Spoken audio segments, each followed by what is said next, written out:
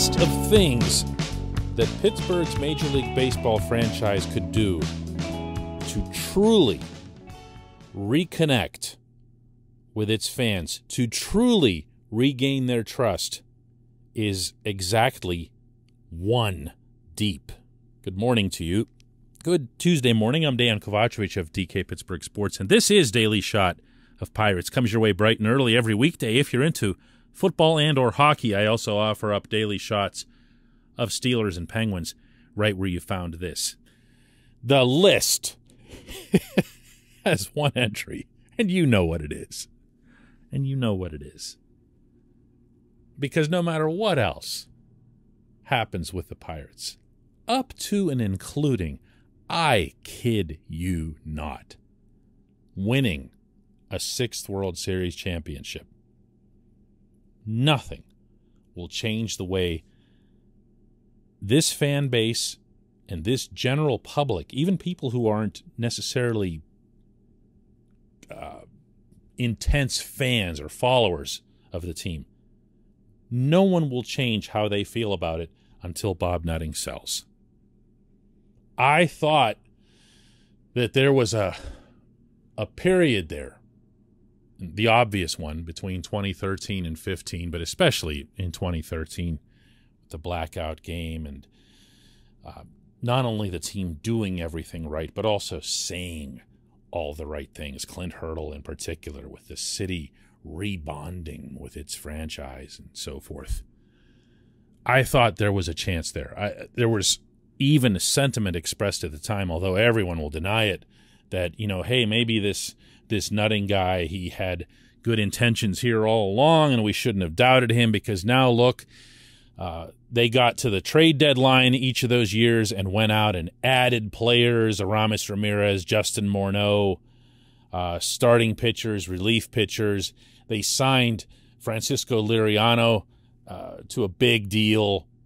They signed Andrew McCutchen, Starling Marte, Gregory Polanco. And there was some feeling that, okay, we don't have to like the guy.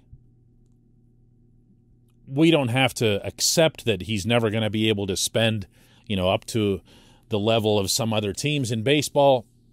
But, he'll do. And then, yeah, everything else happened.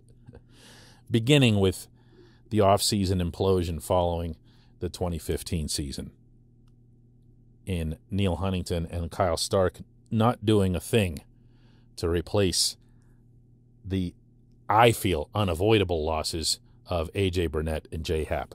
A.J. was obviously unavoidable. He retired.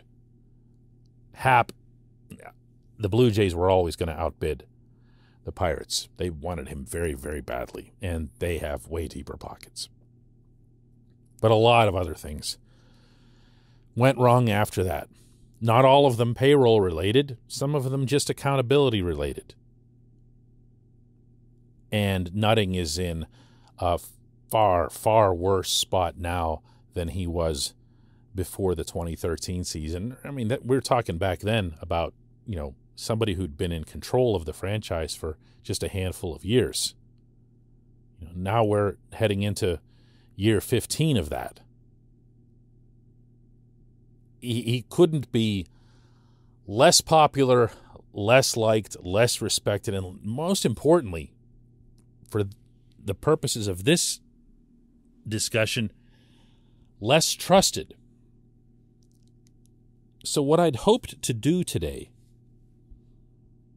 was to at least pose the question, what else could happen that would allow the city to get back to just liking the Pirates, or at least hearing the word Pirates without picturing Nutting's face. This portion of Daily Shot of Pirates is brought to you by our friends at North Shore Tavern, directly across Federal Street from PNC Park. North Shore Tavern is home to Steak on a Stone. North Shore Tavern is home to a full, fantastic chef-designed menu. It's not what you think if you just hear the word tavern, or if you hear about their awesome drink selection, for that matter. Or maybe even if you just hear of Steak on a Stone and it sounds kind of gimmicky, like they won't have other stuff.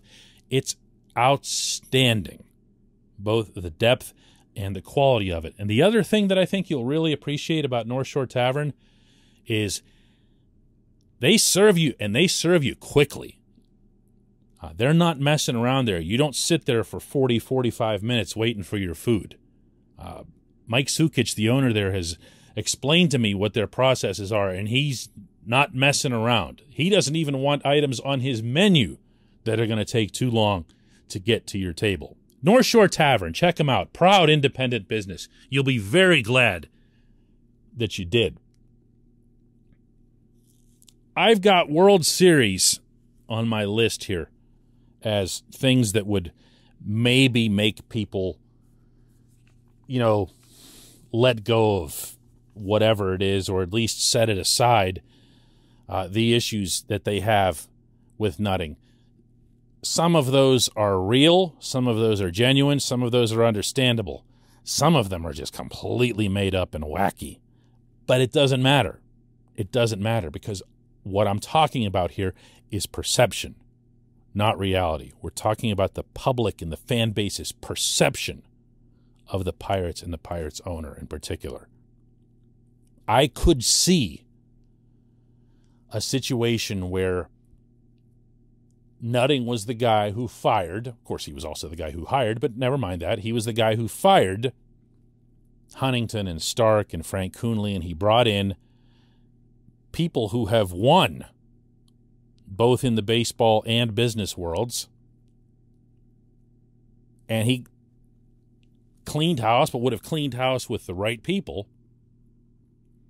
And those people came in and made a real difference. And Ben Cherington's plan, which would require patience going all the way to the top of the organization, would pay off, similarly to what we've seen in St. Petersburg and other places with teams that don't necessarily spend as much. And we could even see it as some sort of, rallying cry to the handful of people who follow the Rays. You hear a lot of that where they'll say, yeah, we're look at us. We're ahead of the Yankees and the Red Sox. We're up there every single year with these teams. And we're not even spending a quarter of what they are. Why? Because our people are a lot smarter. Our instructors, our developers, our coaches, our managers are a lot smarter. We have better players. There could be some kind of pride in that. But no. All I'm trying to do here is to find a path here, and I don't see that either. Because in Pittsburgh, the Rays model doesn't work, because as soon as a player gets good in the Rays model, they are gone. By necessity. They are looking for another team to grossly overpay in terms of prospects at that point in that player's career, and they don't care if they offend the Rays' 7 or 8 fans. Can't do that here. You can't tell people in a year or two, Brian Reynolds, he's won 2 National League MVPs, a couple of Gold Gloves, and he's also founded or started his own new wing of Children's Hospital to try to, benefit the community, but we have to trade him in order to, replenish the system. He's not going to do it. You can't do it.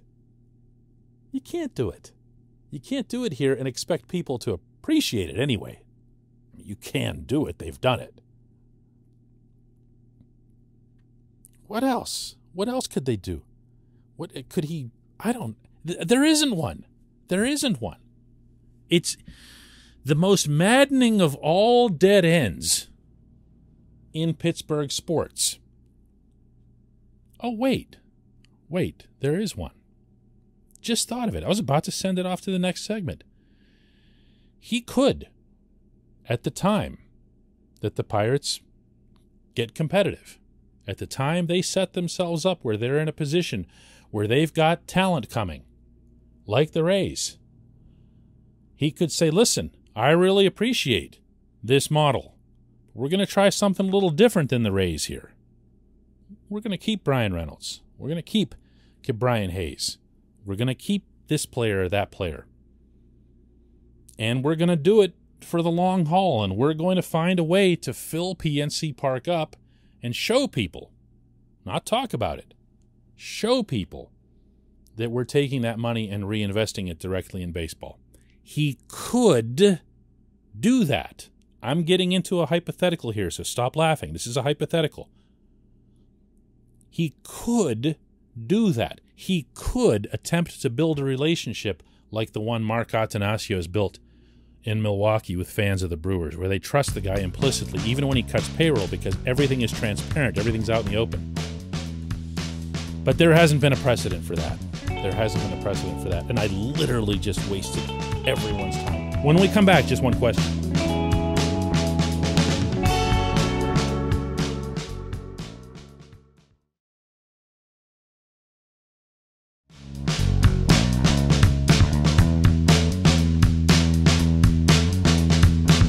Welcome back. It's time for just one question, and today's J1Q comes from Brian, who asks, is it reasonable to expect the Pirates to get to 500 in 2022, or at least not finish last in the Central Division? Brian, the way you worded this was so precise and so perfect that I first have to applaud that, because there's a difference between expecting and predicting. And when you ask, is it reasonable to expect that result, the answer, at least the one that I'd give, is an absolute yes. Because getting to 500, I believe, is achievable without disrupting any broader goals that Cherington and his staff have related to their system, meaning the minor league system. I could very easily see a team that has Brian Reynolds, Brian Hayes, Jacob Stallings, Colin Moran, a couple other guys that you throw in there, and a young, built mostly from within, pitching staff, augmented by 2 or 3 pieces on each side, hitting and pitching.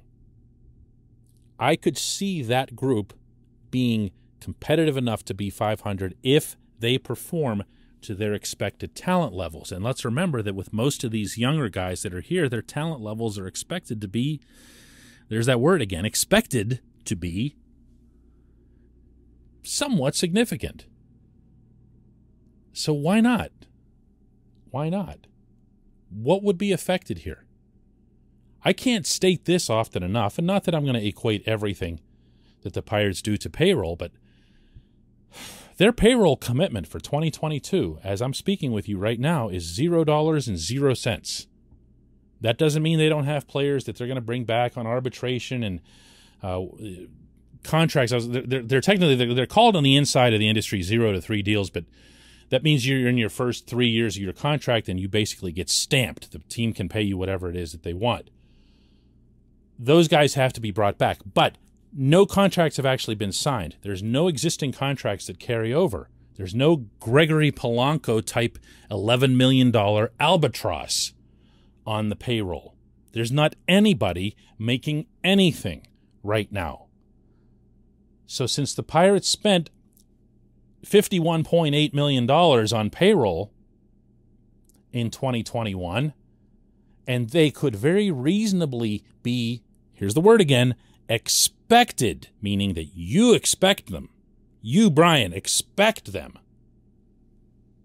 to raise their payroll to the number I've been using here that I would expect them to raise it to is 70. You can't convince me that having payroll go from 51.8 to 70 is going to do anything at all to harm, to slow, to damage in any capacity what you're trying to build from within. And if they do get to 70, and they're currently spending like almost nothing, that's a whole lot of Tyler Anderson that you can bring in. That's a whole lot of Ben Gamel you can bring in to fill your holes. You can keep Yoshi Tsutsugo. And yes, of course, you can do things that are future-minded as well, such as negotiating a long-term deal with Reynolds, maybe even with Hayes. You can do those things. And you don't have to be reckless about it. You don't have to do something that hurts however much your payroll might be in, or might need to be in 2 or 3 years, when you've got yourself all these world beaters up here, and Nick Gonzalez and Leover Peguero and O'Neal Cruz and everybody else are turning into all-stars, and you're worried how are you going to pay them all, how are you going to pay them. What you spend in 2022, if it's $70 million versus 51.8, won't affect that in the slightest. So yes, expectation, yes. Prediction, no. I appreciate the question. I appreciate everyone listening to Daily Shot of Pirates. Let's do it again tomorrow.